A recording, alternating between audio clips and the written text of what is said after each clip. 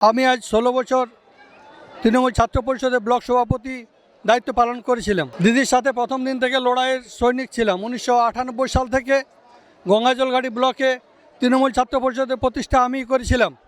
সেদিন দিদি সততার প্রতীক ছিলেন। আজকে দেখছি দিদি দুর্নীতির প্রতীক। আমরা যার জন্য সিপিএমের সাথে লড়াই করেছিলাম, আজকে তার থেকে 10 গুণ দুর্নীতি পশ্চিমবাংলায় চলছে। আমরা যদি আজ ছাত্র যুব সমাজ ঘরে বসে থাকি, তাহলে কিন্তু এটা বিরাট অন্যায় হবে। আজকে ছাত্র যুবকে গর্জে উঠতে হবে। ছাত্র যুবর মুখ বন্ধ করার জন্য দিদি কলেজে কলেজে নির্বাচন বন্ধ করে দিয়েছে। ছাত্রদের অধিকার প্রয়োগের জায়গা দিদি বন্ধ করে রেখে দিয়েছে, যাতে ছাত্ররা মুখ খুলতে না পারে। দিদি সেইটাকে ভয় পাচ্ছে। আজকে 26,000 শিক্ষক, তাদের আজকে কোথায় যাবে, কোথায় থাকবে, কি করবে, তার কোনো গ্যারান্টি নাই। তাদের ছেলেমেয়েরা রাস্তায় বসতে আরম্ভ করেছে।